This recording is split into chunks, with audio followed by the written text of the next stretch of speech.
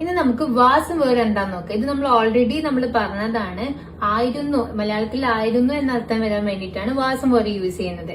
അതുപോലെ എങ്ങനെ ഇത് ഉപയോഗിക്കുന്നത്? Use to talk about the past ആണ്. കഴിഞ്ഞു പോയ കാര്യങ്ങളെ കുറിച്ച് പറയാൻ വേണ്ടിയിട്ടാണ് വാസും വേറും നമ്മൾ ഉപയോഗിക്കുന്നത്. ഇനി നമുക്ക് ഈ ഒരു സെന്റൻസ് നോക്കിയാലോ. ഞാൻ തിരക്കിലായിരുന്നു. ഞാൻ തിരക്കിലായിരുന്നു. എങ്ങനെയാ പറയാ? അതെ, ഞാൻ തിരക്കിലായിരുന്നു. I was busy.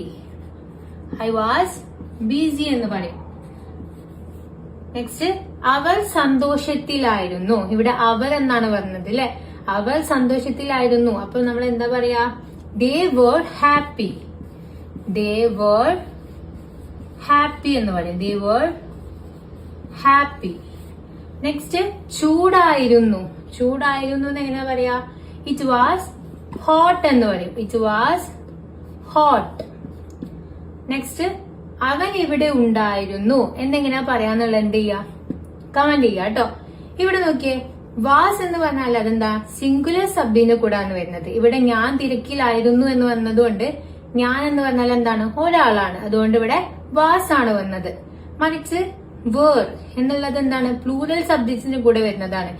Day, V, U എന്നൊക്കെ വരുമ്പോ വരുന്നതാണ്. ഇവിടെ നോക്കിയേ, അവർ സന്തോഷത്തിലായിരുന്നു. ഇവിടെ അവർ എന്ന് പറഞ്ഞത് ഒന്നിൽ കൂടുതൽ ആളുകളാണ്. അതുകൊണ്ട് ഇവിടെ ദേ വേർഡ് ഹാപ്പി എന്നാണ് നമ്മൾ ഉപയോഗിച്ചത്. ഓക്കെ.